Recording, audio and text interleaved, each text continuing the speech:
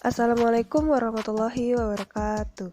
Halo semuanya, kami dari kelompok kelima mata kuliah Etika Profesi Bimbingan dan Konseling akan menjelaskan materi mengenai kerjasama profesional dengan teman sejawat dan anggota profesi lain. Oke, mari kita mulai.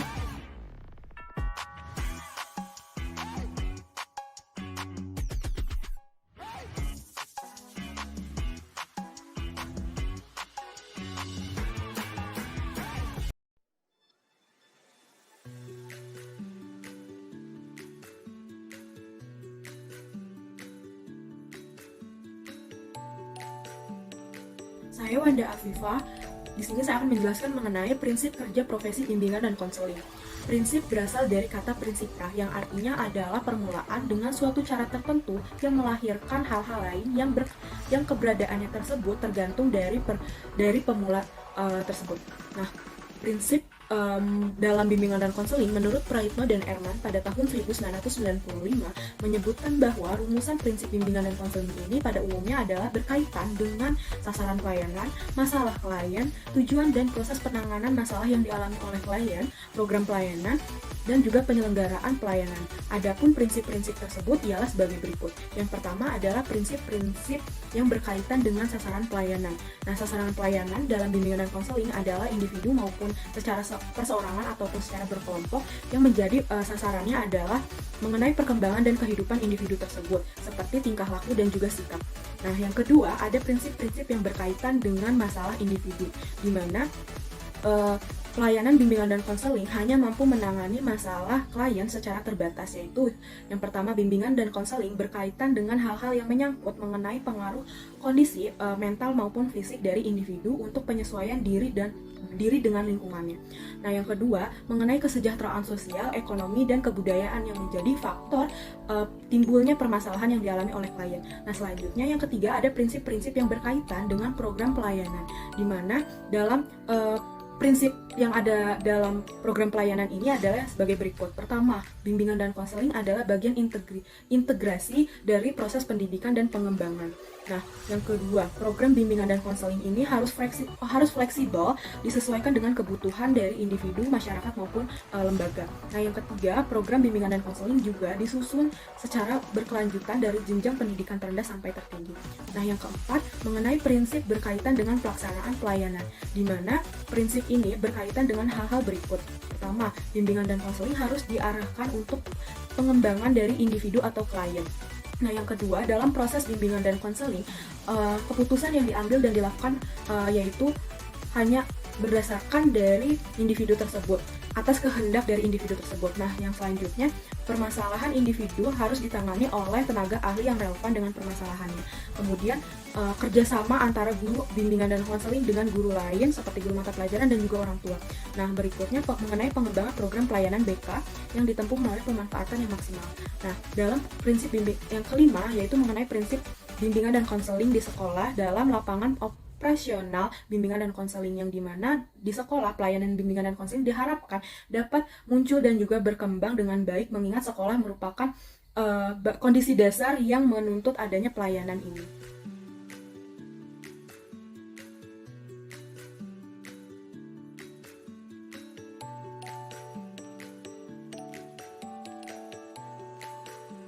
Baik, selanjutnya di sini saya akan menjelaskan mengenai hubungan dan kerjasama antar profesi, di mana keberhasilan penularan bimbingan dan konseling di sekolah tidak lepas dari peranan berbagai pihak di sekolah.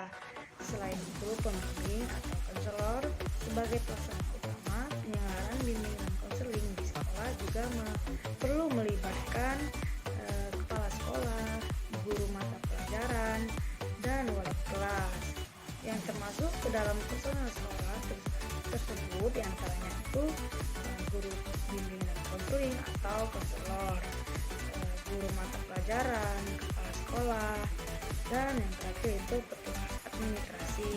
Nah, di sini saya akan menjelaskan peranan guru atau konselor. Nah, peranan konselor secara lebih detail, yang pertama itu memahami konsep-konsep bimbingan dan konseling. kedua, memahami karakteristik pribadi siswa, khususnya yang mempengaruhinya. Yang ketiga, mensosialisasikan atau memasyarakatkan program layanan bimbingan dan konseling. Yang keempat, merumuskan perencanaan program layanan bimbingan dan konseling. Kelima, menindaklanjuti atau follow up hasil evaluasi. Keenam, menjadi konsultan dan orang tua siswa. 7. Bekerjasama dengan pihak-pihak lain yang terkait. 8. Mengadministrasikan program layanan bimbingan dan konseling. Dan yang terakhir itu bertanggung jawab atas tugas dan kegiatan kepada kepala sekolah. Nah, di sini selanjutnya itu ada peranan guru mata pelajaran. Nah, di antaranya itu ada informator, kedua organisator, ketiga motivator, keempat direktor, kelima inisiator, keenam transmitter, ketujuh fasilitator, dan terakhir evaluator. Nah, selanjutnya di sini peranan kepala sekolah.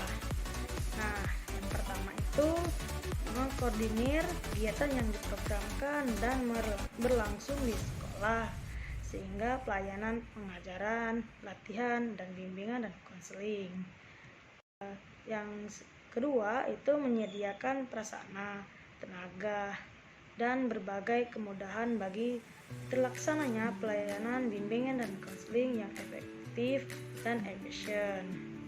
Dan yang ketiga, melakukan pengawasan dan pembinaan terhadap perencanaan dan pelaksanaan program, penilaian dan upaya tindak lanjut pelayanan bimbingan dan konseling. Nah, yang keempat, memasyarakatkan pelaksanaan pelayanan bimbingan dan konseling di sekolah. Nah, yang kelima, memfasilitasi guru pembimbing atau konselor untuk mendapat mengembangkan kemampuan profesionalnya melalui berbagai kegiatan pengembangan profesi. Keenam, itu menyediakan fasilitas, kesempatan, dan dukungan dalam kegiatan kepengawasan yang dilakukan oleh pengawas sekolah di bidang mereka. Nah, itu selanjutnya peran administrasi. Mengenai tugas dan tanggung jawab petugas administrasi dalam kegiatan bimbingan dan konseling. Yang pertama itu ada mengisi kartu pribadi siswa, menyimpan catatan-catatan dan data lainnya, menyelesaikan laporan dan pengumpulan data tentang siswa, mengirim dan menerima surat panggilan dan surat pemberitahuan. Menyiapkan alat-alat atau formulir-formulir pengumpulan data siswa seperti angket observasi wawancara, riwayat hidup, sosiometri, dan sosiogram, kunjungan rumah, panggilan orang tua, pemeriksaan kesehatan, dan pemeriksaan psikologis. Itulah yang dapat saya sampaikan. Selanjutnya yang akan disampaikan oleh teman saya.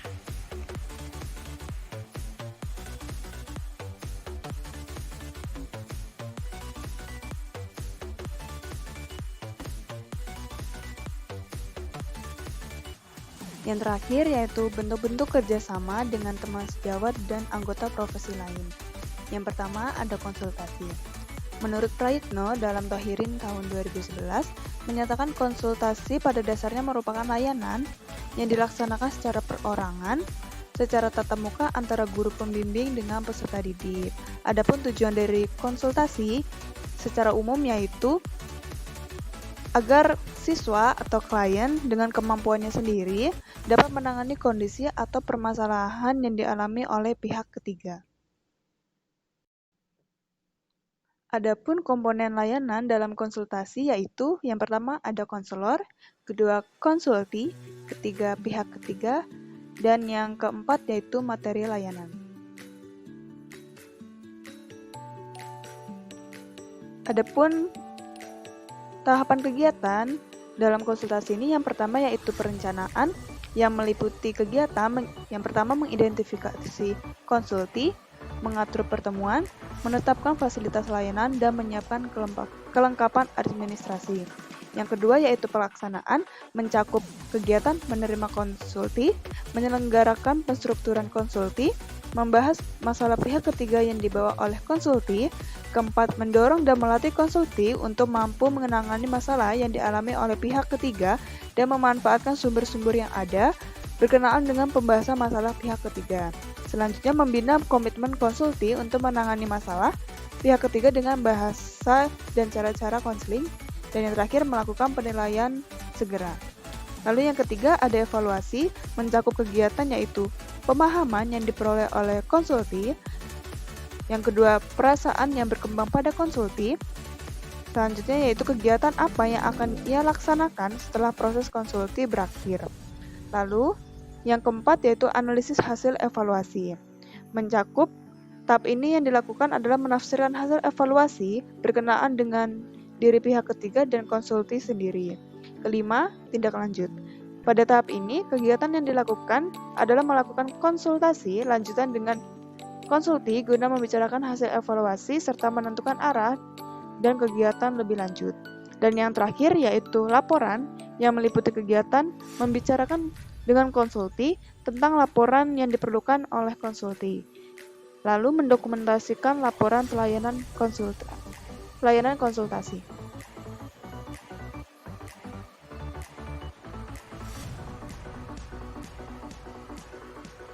Yang kedua yaitu case conference atau konferensi kasus.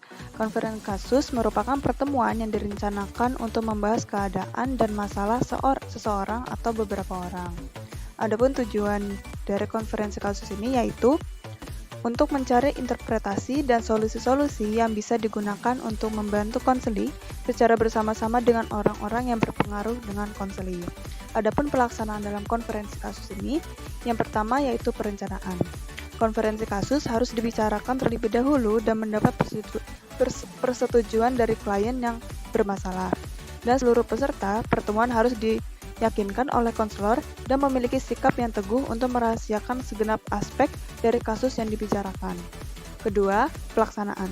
Konselor harus mengarahkan pembicaraan sehingga seluruh peserta dapat mengemukakan data atau keterangan yang mereka ketahui dan juga mengembangkan pikiran untuk memecahkan masalah klien. Dan yang ketiga, analisis dan evaluasi. Hasil yang diharapkan dari konferensi kasus ini yaitu apabila konselor memperoleh data atau keterangan tambahan yang amat berarti bagi pemecahan masalah klien dan terbangunnya komitmen seluruh peserta pertemuan untuk menyokong upaya pengentasan masalah klien.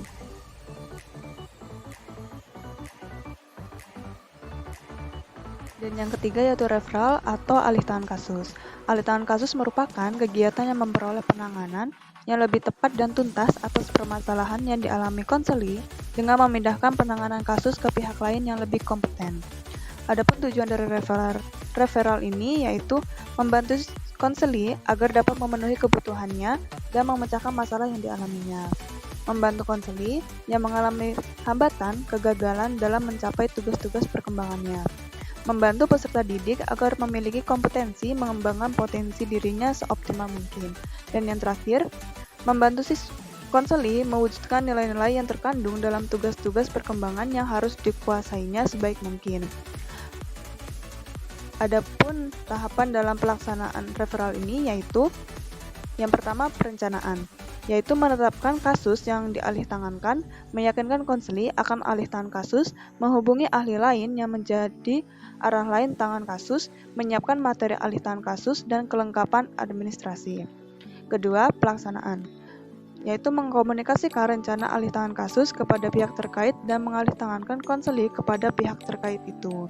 Ketiga, evaluasi, membahas hasil alih tangan kasus melalui konseli, laporan dari ahli lain, dan analisis hasil alih tangan kasus, kemudian mengkaji hasil alih tangan kasus terhadap pengentasan masalah konseli. Keempat, analisis hasil evaluasi. Melakukan analisis terhadap efektivitas alih tahun kasus terhadap pengentasan masalah konseling secara menyeluruh. Yang kelima, tindak lanjut. Menyelenggarakan layanan lanjutan oleh konselor jika diperlukan atau konseli memerlukan alih tahun kasus ke ahli lain lagi. Dan yang terakhir, pelaporan, yaitu menyusun laporan kegiatan alih tahun kasus, menyampaikan laporan dan mendokumentasikan laporan.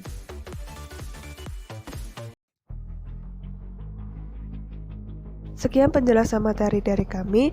Mohon maaf bila terdapat salah kata atau kalimat. Terima kasih. Wassalamualaikum warahmatullahi wabarakatuh.